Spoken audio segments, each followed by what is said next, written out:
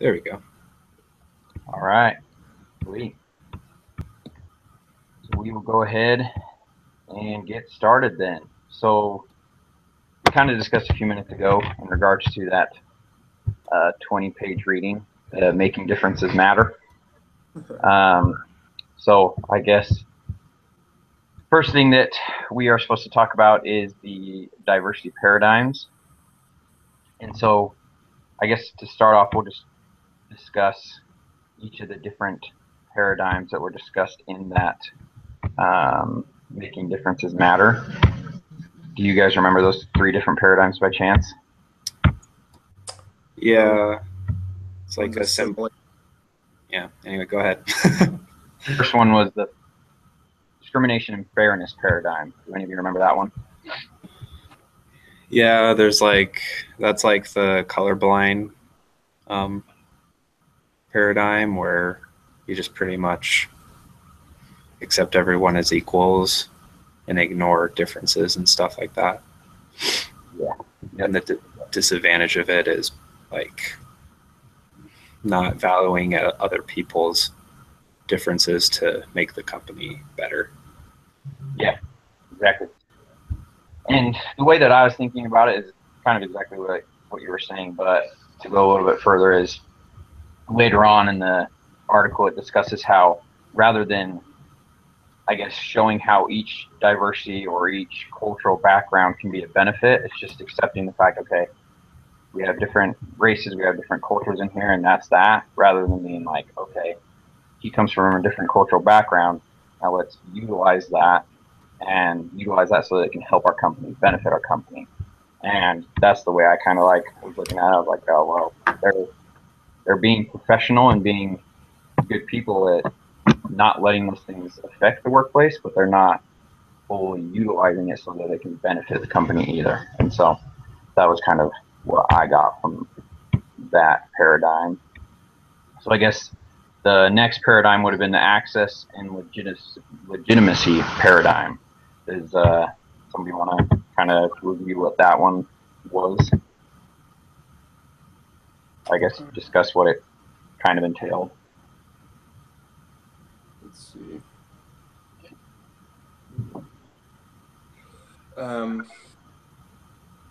I didn't really look at that one. I thought it was the assimilation one, and I mainly looked at those assimilation, differentiation, and integration paradigms. Those are the three paradigms. Oh, okay. Are the other ones that just we're talking about? So I guess that the assimilation one, what was the main focus of that one then?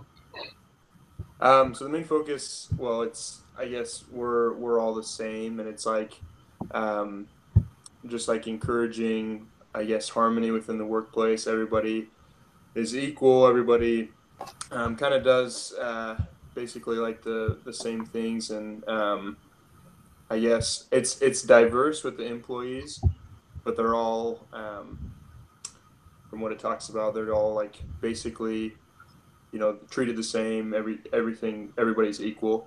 Basically, what I got from that. Let's see. I think the disadvantage of that too, just reading over it, would be that because everyone feels equal and everything's exactly the same, it doesn't promote like unique ideas from their different backgrounds. You know what I mean? Because they're all exactly the same, they're treated exactly the same, then they can't kind of embrace their differences and bring their separate ideas to the business. Yeah, I think that's exactly right. I think it was very well put by you guys at the fact that rather than being able to utilize those differences to help the company, they're just acknowledging the fact like, okay, we're coming from different places, but that's where it basically stops, rather than being able to build off of that so that they can reach their full potential. Is the way that I was seeing it. And so I guess to the last one for the differentiation paradigm. Yeah. So like that's where like you embrace it, right? Yes. Yep.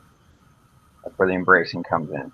Which do you guys feel that the differentiation paradigm is just kind of where everything comes together and they are utilizing each different cultural background or whatever it may be so that they can reach their full potential?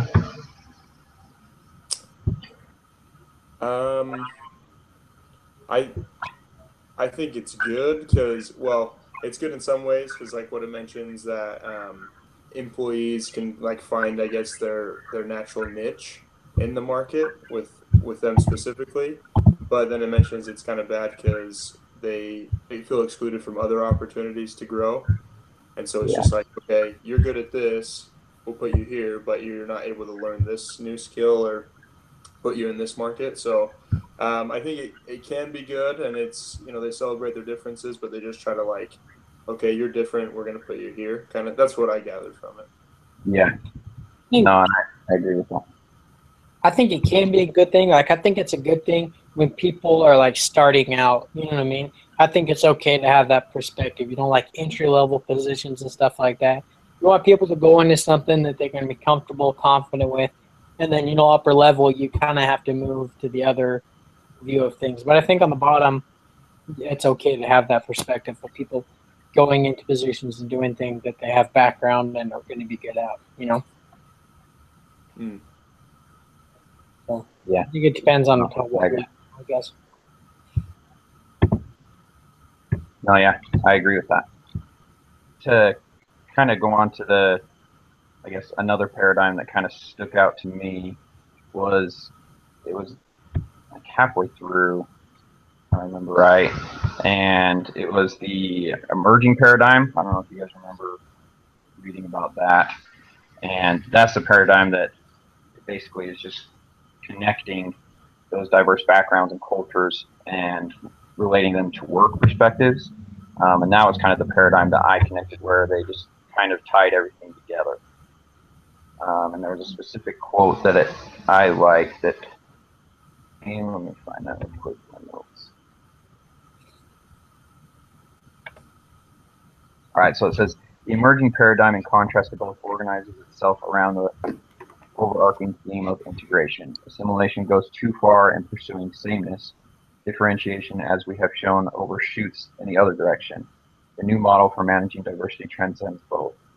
Like the fairness paradigm, it promotes equal opportunity for all individuals. And like the access paradigm, it acknowledges cultural differences among people and recognizes the value in those differences. Yet this new model for managing diversity lets the organization internalize differences among employees so that it learns and grows because of them. Indeed, with the model fully in place, members of the organization can say we are all on the same team with our differences, not despite them. And so I guess from that quote, I know it was quite a bit of information, but was there anything that stood out from that little bit that I just shared with you guys that was from the reading though? I think, yeah, the what is it called? Paradigm? Integration. The emerging paradigm. Well, it's the emerging paradigm, but connecting diversity to work perspective. Yeah. On the PowerPoint is integration. But okay. yeah, I think that one, like, it's a hybrid of the other two. It's like a better version of all of the paradigms. And it just, everyone's going to be different. Their culture is going to be different. Like, the other paradigms didn't work because they didn't promote like perspectives and different ideas and stuff like that. With this one, it makes it better to be able to express ideas and open up doors that regular people wouldn't really think of. In the reading, it said like scientists like took forever to solve something, but when they brought out an outside source, like a dairy farmer or something like that, they're able to solve a problem. And so I really liked that that part of the reading. That even someone very simple that's not necessarily has a lot of education can offer something different to the table. Yeah. But that includes with like other people from different cultures, like not that they're educated, but that they can contribute just so much more and help a business have a competitive edge, like I said in the reading. Oh yeah, I really liked what you said, especially about how when you bring in somebody that can be from an outside source that may not have a ton of experience in the field, but still can help the company realize what things they can work on and how they can improve. I definitely know that there have been some times, because I work for Sherwin-Williams, a paint store, and I'm just like a part-timer right now. And we actually just recently hired this new guy, and he's like a super good worker. And I remember at first, he kind of had like some different ways of going about things. And at first, I remember I was kind of like, man, like, why would he do that? But as time's gone on, it like makes total sense. And so now that like when I look back and I'm like, oh man, I totally was like just closed-minded to his ideas just because I'd been there for a little bit longer, and I was like, no, like I know what I'm doing, even though like what he's doing is going to work. But I thought mine was better, and now it's funny to see how I've just been like, okay, let me see from his perspective, even though he was new, how it actually was more beneficial for me to do certain things the way he was doing. And so it just kind of helped me to understand how, I guess, him coming from a different background, me being there already for a little bit longer than him, I had to be able to be humble enough to just be like, hey, like, even though he's new, comes from a different place, I can still learn from that. And I still need to listen to his opinions and his ideas because they're going to be beneficial as well. Have any of you guys seen that in the workplace? Or have you guys had any experiences where somebody has come in, shared their ideas and opinions, and at first they were kind of different, but as time went on, they were actually beneficial? I've definitely seen that. Not in the workplace, because I've only like done farm work and stuff. So I guess you could have, I don't know, people from Mexico helping you out, but particularly on the mission, because my mission was very, very diverse. We had people from Africa, China, Albania, like all over,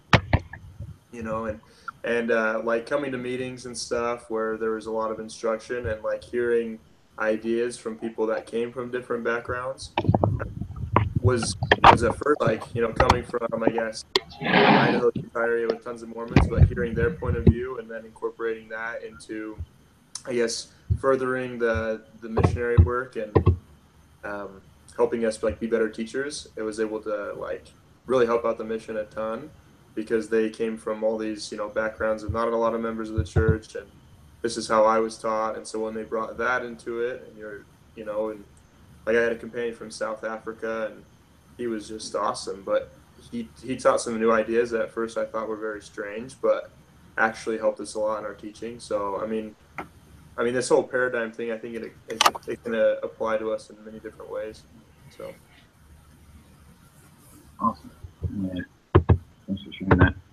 I definitely saw that as well. So I serve in Albuquerque, so I actually served with all like American companions. They were all from America, and so I didn't see anything culture-wise from there. But I was a Spanish missionary, so I was able to work with Spanish people my entire mission, and it was definitely very eye-opening to see their different perspectives and to see, I guess, the different ways of applying the gospel, just because I also am from Utah, and so I grew up with not a different outlook on the gospel, because obviously the gospel is the same, but it was just interesting how certain parts of the gospel hadn't really touched me the way that they did until I was able to hear certain experiences from Spanish people. And because within the Spanish corporate family, it's so important. And not saying that it's not important to us as well, but it's just like amazing how often they get together as family. They literally have parties together all the time. They're always with their family. It's amazing to see how that truly correlated with the gospel. Not saying that I didn't see that in my life growing up, but it was, I don't know, it was different, but it was definitely eye-opening and helped me realize even more how important families were. So, Yeah. So I'm gonna ask that question, but we already kind of discussed that. So, is one of the questions it asks is color blindness the same thing as the discrimination and fairness assimilation paradigm? So I guess from color blindness to the discrimination and fairness assimilation paradigm, do you guys feel that they are the same thing, or do you feel like they are kind of separate? I think, well, how the reading described it, it seemed like it was the same thing. Like, I just think of it as seeing everything in black and white, like seeing a black and white movie, to where like everything's kind of out the door, all the racial differences, all the ethnicity differences, and just thrown all those out the door, and you see everything as black and white. And it's just, I think it's, I don't know. I think they're pretty much this, or color blindness is part of it. Discrimination and fairness, I think it's just a part of the description, of that paradigm. Yeah, I agree with that. I think they're very similar because they share very similar weaknesses. You know what I mean? Like if you have color blindness, you're not embracing differences and you're not having any advantage from that. And so I think they're very similar in what they are, and their weaknesses are also very similar to each other. Yeah, no, I agree with that. Brand, you got anything else? Did you just ask me? Sorry. Yeah, no, you're good. I just was asking if you wanted to add anything. Just well, yeah. I mean, I agree with all of that for sure, and like what the lady mentions in her video, you know, about just making sure it's on the forefront and not like just being brave about talking about those issues. I think can bring out, I guess, different things that can help in the workplace. So, you know, if things don't get addressed or you kind of just beat around the bush, just talking about race and things like that, then you're not going to be able to see those differences and be able to use them and make them a part of your like a part of your organization, and that helps your team grow and progress. But yeah, so you just really have to kind of be bold about it and address those things, and then use them to your advantage. So I think it definitely covers that paradigm. Yeah, no, sweet. I agree with that. And I guess kind of going off the video, so when Hobson spoke about being color brave, what do you guys think color braveness would look like in the workplace, or what would be an example of being color brave?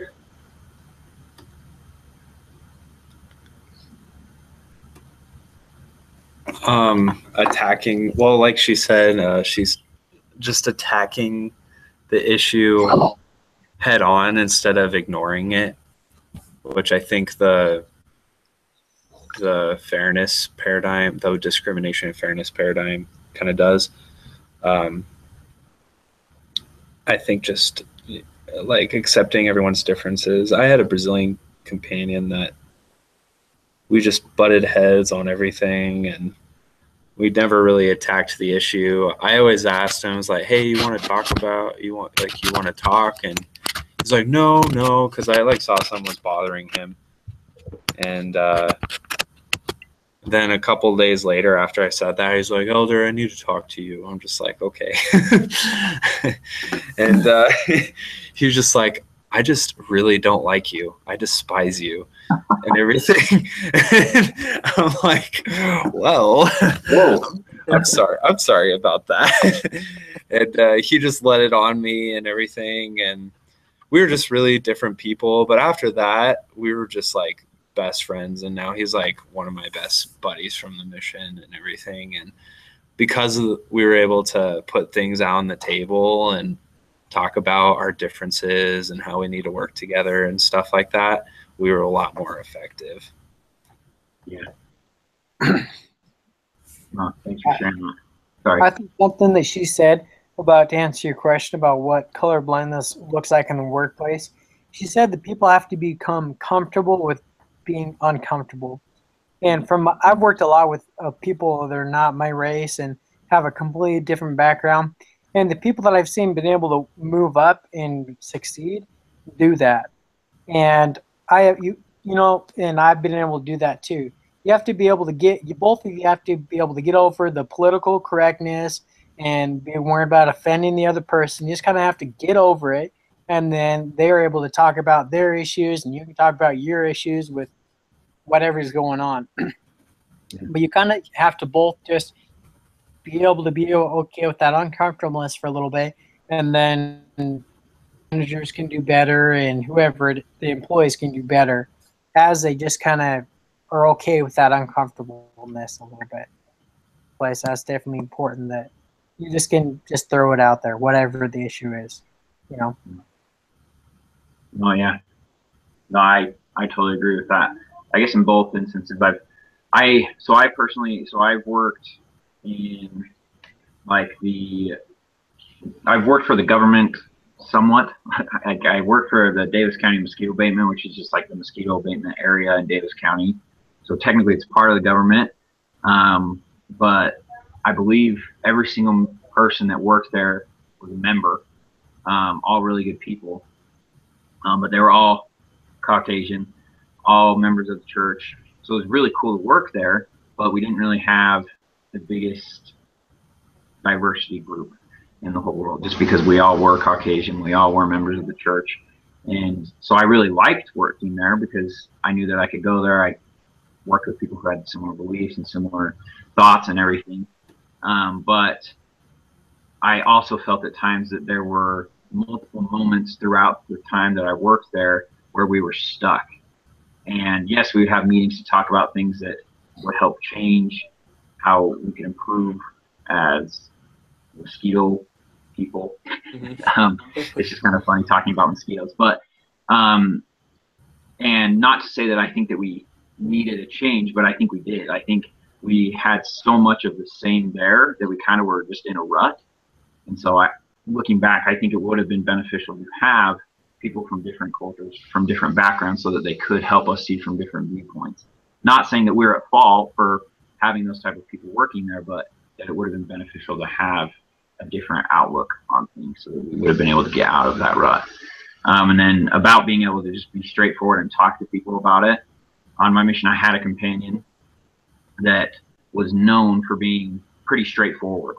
And he was actually my district leader really early on. And I remember I was super intimidated by him because he was super straightforward, came off pretty serious sometimes.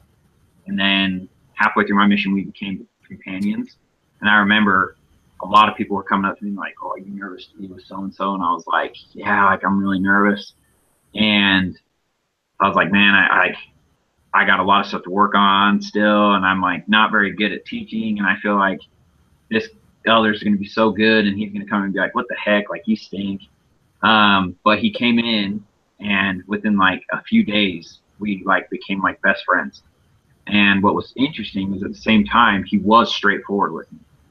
He would tell me, he was like, "Oh, Kennington, here's the thing. Like, you care way too much about what people think, and you're way too worried about not speaking what you feel you need to say." And like, it stung for a minute just because I was like, dang it. I was like, yeah, like it's true. I do. Like, I worry too much. I need to just come out and say what I feel is on my mind, and like what I feel is what God wants me to say. But afterwards, I was able to relate to him and like be able to communicate with him so much more effectively because I knew, okay, like he knows that I do kind of struggle with that, but I can come to him and be like, how can I overcome that?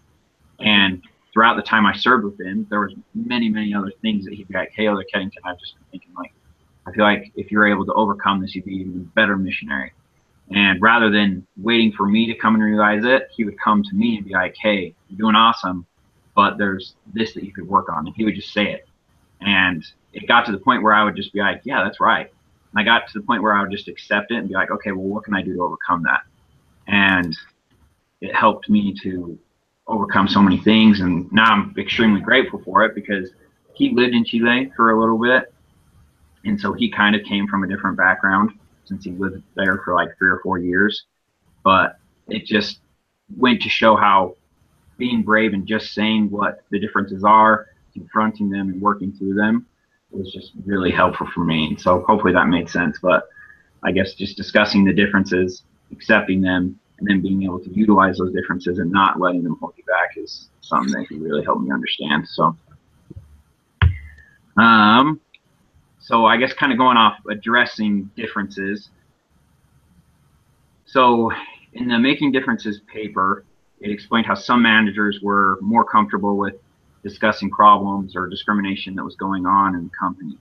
Have you guys, I guess I just kind of explained where I was in a group and we've already shared a little bit, but have you guys ever been in a group or a team situation where there has been somebody that has struggled with confronting these discriminations, or somebody that has also handled it very well and been able to just discuss the differences and move forward and utilize them to help benefit the company or team or whatever it may be?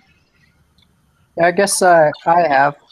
So this summer I did an internship, and I worked with another girl, and my boss didn't do a very good job of it because we had certain responsibilities that we had to do for the internship that she wasn't comfortable doing because she was a woman. She didn't want to be outside working alone or whatever like that. And he handled it pretty good with her, but I got a lot of her responsibilities and things that she was supposed to do, but he never explained that to me, that I was getting all of these responsibilities because she was a woman, you know, and she wasn't comfortable doing those things. If he would have just said, I need you to do this because she's not comfortable doing it, then it would have been fine and would have just done it. They've been okay with it. You know, notice, race that difference, whatever. But he kind of like made up a lot of excuses and tried to talk around it, and never really was really straightforward with me why I had more responsibility and was doing more things than she was. You know? So I think he could have handled that better. Just came to me and be like, Jeremy, this is what I need you to do, and this is why. You know? But instead he was trying to kind of go around it and not just embrace the problem. Yeah. Well, thank you for sharing that. Does anyone else have any other experiences that they want to share?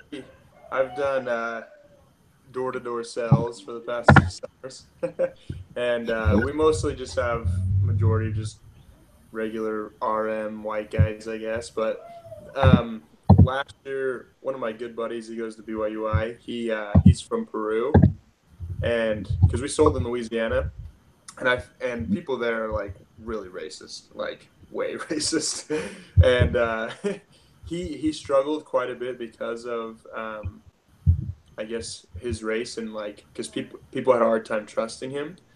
But like how our manager would always talk to him was like, I thought was really good. He was just a good example of like, okay, you need to use this as an advantage. Obviously, people are gonna at first I guess impression, they're just like, yeah, they're kind of weary, like, is he gonna break into our house, or it's like terrible, but they'd always, you could tell they would think that, and he'd always worry about it. But he just used that advantage. He'd be even nice, like more nice than he ever has, and he would be like as positive as he could, and he ended up doing really well. He'd get into a lot more homes, and he just like would smile a lot more because he knew that he kind of had that as a disadvantage, but it helped him be a better salesman, and he made tons of great friends. And I think it really showed people that he's a person, and there's no need to fear that. So I'm just glad my manager was able to recognize that and say, like, use this as an advantage. So it's a good thing that you can do. So.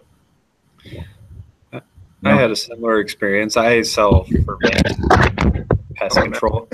Okay. I don't know who do you sell for, just really quick? ADT, Home Security. Oh, okay. Anyway, so he by no means had a disadvantage. I don't think. He's black, but he was a really nice guy, and like he was like really outgoing and like loved having conversations. Mm-hmm. But for some reason, for like the first 2 weeks, he couldn't sell a thing, which is amazing. Like I don't know. So not selling anything in 2 weeks, like that just would be a huge bummer. That's awful. Yeah. But something just clicked, and he was able to sell really well. And then he ended up giving trainings, and his trainings were just like, he was just like super positive and happy and stuff like that. And he just like brought things to the table that just were, I didn't even think about, and that are really good, and that help you be better at selling at the door. But yeah. That's awesome. That's my honesty. I guess to kind of go off a little bit with that, there was a Polynesian in my mission that was by far like the best I've ever seen in regards to like people skills. He was just amazing at contacting people, and it was awesome to watch just because he had no fear, and he would just be able to connect with people so quickly. And I remember there was one time where we were at the church. There was like a ward activity going on, and they were leaving, but there was like some people playing basketball as well. And he was just talking to like everybody. And my companion and I were just like, wow, we're just going to watch and like see how he does this. Cause he was known for it. He was known for just being able to contact in such a way that like people just gravitated toward them. And so we just watched for a minute, and it was crazy. Like, I still don't understand how he did it, but he was just so good at being able to relate to people. He was so personable. People saw that he was real, like he wasn't fake. But I think a lot of it was coming from his background. And I don't know a lot of Polynesians, but the few Polynesians that I have met, they're just like such nice people, and they're so easy to get along with. And it's something that, like, not saying that me as a white guy that I'm pretty closed off, but I don't know if it's the fact that I'm just shy or whatever, but I just like look at him and I'm like, man, whatever he was taught growing up, or whether it's just in his blood or whether it's in his family or whatever it may be, it was just awesome to hear his approach on things and how to go up and talk to people, just because they were just our brothers and sisters, and he just had no fear. And it was just really cool to see how he would be able to do that with not only other Polynesians, because he would meet his cousins all the time. He'd just be like, yo, like, we're cousins somehow. And we'd always be like, how are you cousins? But it would happen like all the time. And that was with Caucasians, it was with African Americans. Like, he literally was just like the same person to all of them. And it was just really cool to see how I think he knew that he was different. They were different. They came from different cultures and everything, but he utilized that and truly just got to know the best of people.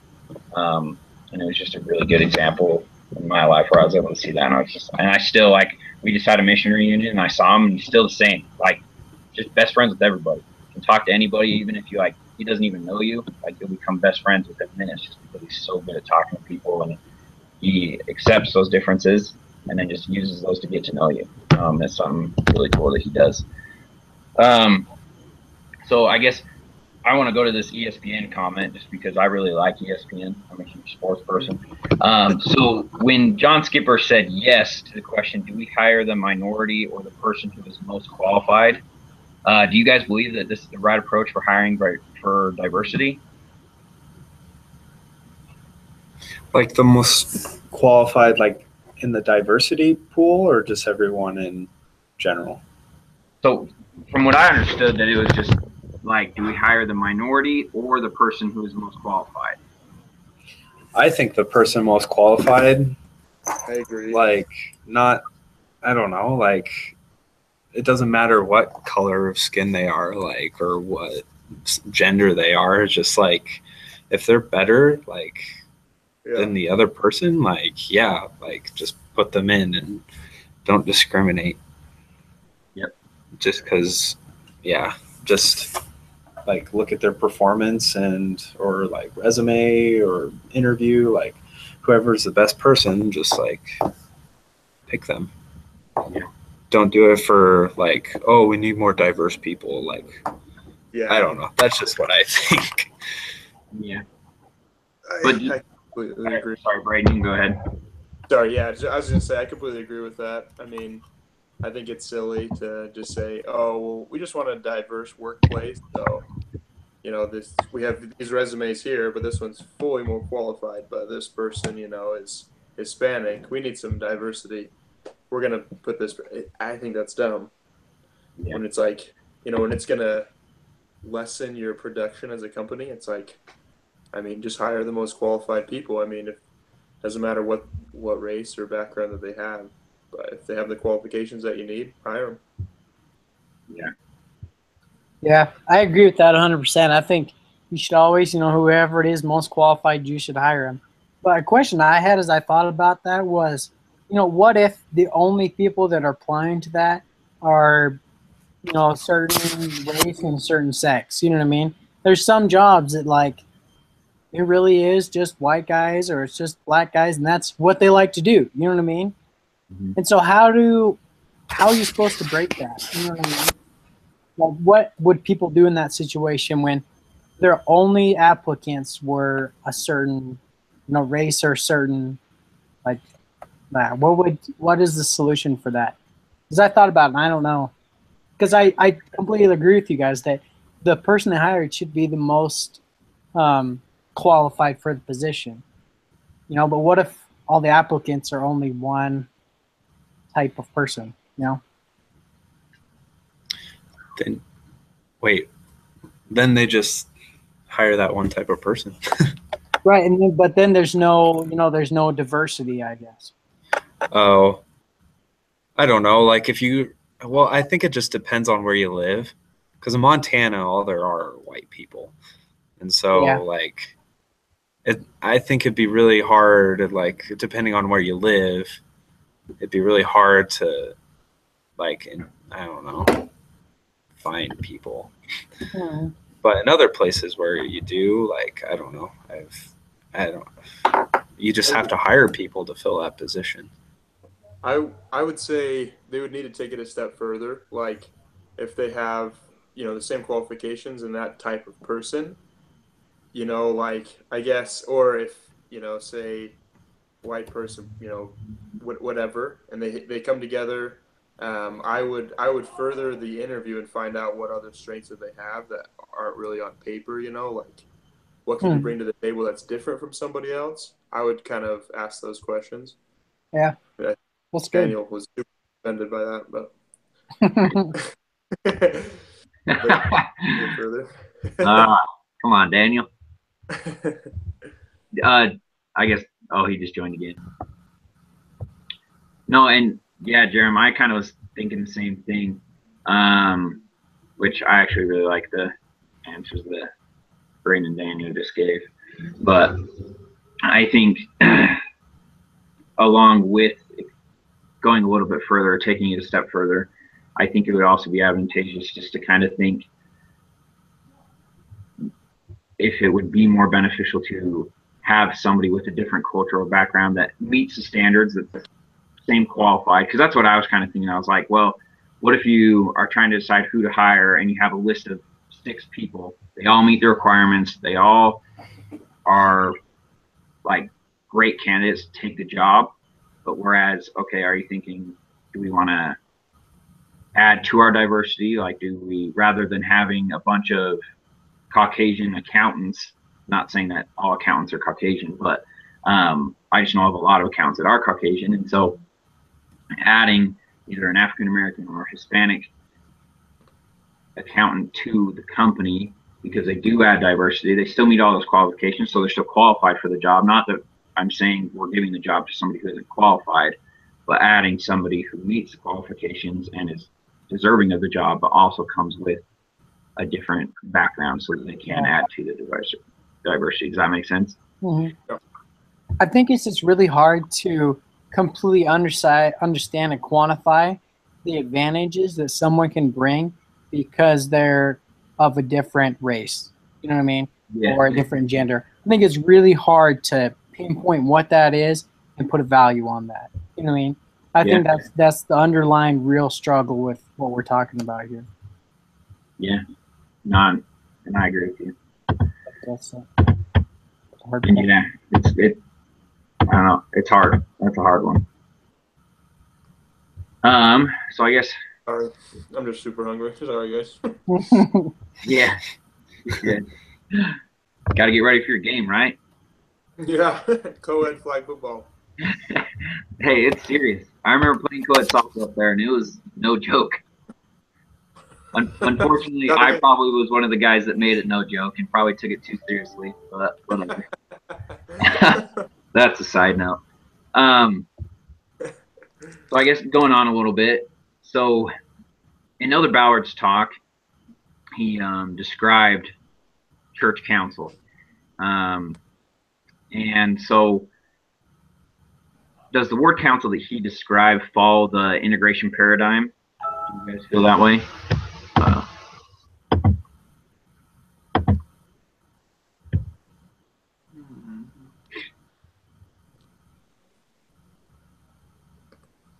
Wait, did you ask a question? Yeah. So I kind of moved on because we're getting pretty close to our time.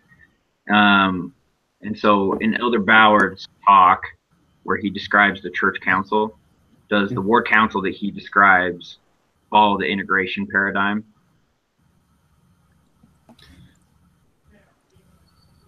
Well, the one he described two, didn't he?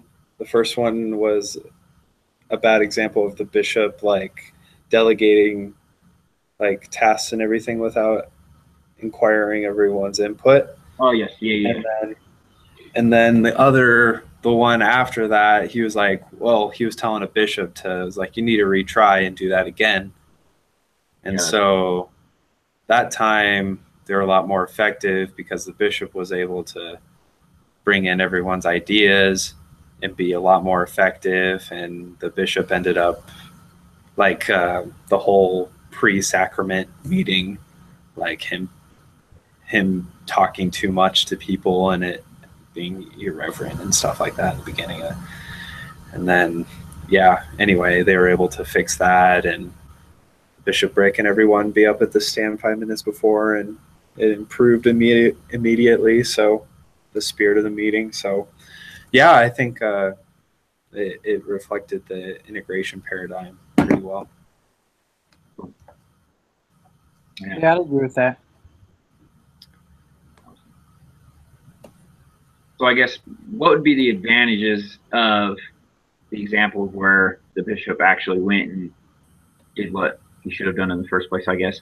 What would be the advantages of counseling with, I guess, different areas of the ward? So in ward council, where you have like the Relief Society president, the Elders Quorum president, the high priest group leader, what would be the advantages of getting each group's opinions, ideas, so that they can, I guess, help that ward more fully? Well, I think a big part of it is skills. You know what I mean? The Relief Society and the Elders Quorum, no matter how you look at it, they have different skill sets of ways that they can serve, you know? And everyone's needs are going to have both, whatever it is, you know? The Relief Society is not going to be able to help them because sometimes they don't have the skills that are needed that maybe an Elders Quorum does, or the other way around, you know? It takes both sides of it. It takes all the combined skills to fully serve somebody. Yeah. No, I agree with that. We actually, my wife and I, we were in charge of a ward party about a month ago, and it was super cool to see how each organization just volunteered for certain things. But there were certain things that I was thinking, I was like, man, there's no way I could have done that the Relief Society offered to do. Like, I don't know how many times you guys have gone to the store and not gotten something that you were supposed to. Maybe that's just me. I've always just kind of been like, oh, it's probably just a guy thing. But like, I go to the store all the time, and my wife's like, hey, don't forget to get this. And I'll get like tons of other things, and I'll forget like one of those things I needed to get, which I realized I probably should just make a list. But, and I'm not even like trying to be sexist or anything by saying women are better at shopping. I just know that like I forget things. So when my wife goes and shops, like I know that she comes back and she gets everything. And whereas when I go shopping, I know that I forget things. And also when it comes to like decorating, when the Relief Society decorated kind of with my wife for the ward party, I know that they did a way better job than what I would have done. So, and then the Elders Quorum volunteered to like cook the meat. And I'm not saying that like women can't cook meat or anything, but the Elders Quorum was able to cook the meat really quickly and effectively, and so it worked out really well. And so I totally agree with you how each quorum can meet different needs, where Elders Quorum was able to cook. The Relief Society and my wife were able to help set up and kind of organize and buy the food and everything. Where I guess each organization, where they were a little bit better at certain things than others, they were able to do that, so they were able to provide for the needs of everyone else. So I guess, does anyone else have any other examples where they've seen that, or I guess bad examples? Hopefully not bad examples, but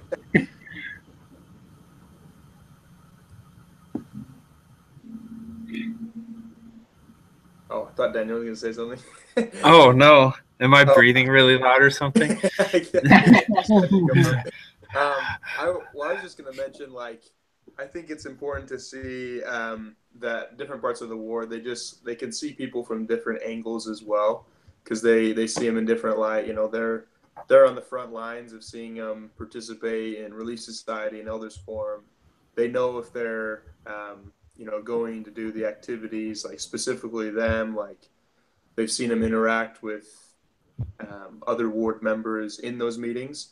And so I feel like they can bring a lot more to like ward councils with the bishop, like of when they can say like individuals' needs, like, hey, this is what I've seen, this is what I've observed from other people in my different auxiliaries or whatever with different quorum. And so that could definitely be a benefit. But I've been to ward councils on my mission that were just terrible. Just absolutely terrible.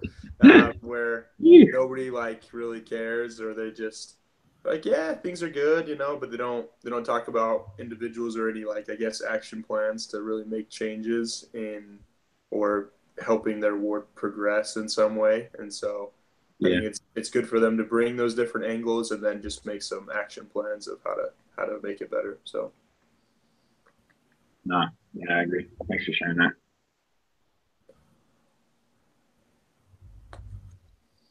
Daniel, do you got anything, or are you good? Like bad examples? Oh no, just like anything else to say. Oh, I don't know. I've been trying to think of stuff, and I don't know. I just can't. I can't think of a specific example. No, you're good. No worries. So I guess to kind of wrap it up, so we've already discussed a little bit in regards to what we would do in regards to deciding if we would choose somebody that would add diversity or somebody that's more qualified. We already discussed that we would go with those that are more qualified. But one of the last questions that says that we should talk about is the Making Difference Matter article assumes there is some value to companies in promoting a diverse workforce. So I guess other than the disadvantage or not hiring somebody that isn't as qualified, do you feel like there would be some advantages of hiring a more diverse, I guess, employee for your company, or do you feel like it'd mainly just be a disadvantage and you should always go with the person that's more qualified? Well, kind of, I don't know. I feel like that's kind of obvious. Like, we do want to bring in diversity into the company, just as much as possible, to the extent that they're qualified and they'll contribute above and beyond and everything. But yeah, I think, I don't know, you can only benefit from bringing in different people with good ideas. Yeah, I agree. Have all of you guys seen the movie The Pursuit of Happiness? Yeah. Yeah, so like that's like actually one of my favorite movies. But something that I've thought about multiple times is how the majority of the people in that business that he ends up going into, I mean, the majority of them are white. And so the fact that, not saying, because obviously he went on to do like amazing things for the company, but I just thought it was super interesting how he didn't really have all the qualifications. Yes, he was a salesman. Yes, he had kind of run into a little bit of a rough patch of not selling those medical equipment things for a very long time. But the fact that he was just like so persistent, I'm not exactly sure what ultimately was the final decision of why they went with him. But I feel like that is one example of where it worked out really well for him. I don't know if I would go with that every single time, because I feel like that could be risky. when you're just going with people that aren't qualified for the job, because I feel like you could hire somebody going for diversity and then it backfiring, where you're like, well, we do need more diversity, but they're not qualified, but we'll go with them, where it could really backfire on you. But I think that there also could be situations like that where I guess the guy in Pursuit of Happiness may not have been the most qualified, but he ended up working his tail off and he was like one of the best people in the company and ended up making millions of dollars. And so I guess it's hard because I don't know where you would really draw the line, because I agree. I definitely think you should go with the person who's most qualified. But then I feel like there are certain circumstances where there could be somebody that comes from a different background or a different culture, whatever it may be, and could actually help the company a lot like that and pursue the happiness as well. But I guess, is there anything else you guys would want to add to the discussion, or is there anything that you guys thought about that you'd want to add before we finish up? I think we pretty much talked about everything that the reading covered and everything, and discussed it. So no. Okay, no, yeah, that works for me. So I was looking at the discussion leader thing, and Braden. Yeah. Was it at the bottom of yours where it said like discuss how it went? I'm not seeing that. So I guess you don't have to go over it then. Yeah, that's good. We don't have to tell you how horrible you did. Seriously. No, that's tell me how bad. That was a stupid joke. You did great, Christian. Awesome. No, thanks. Appreciate it. I think I just made that part up when I did it last time. I just wanted to see what you guys would say, but no, just kidding. That's just wanted to see if we were jerks. Yeah. Need some approval in your life. 0 out of 10, you piece of crap.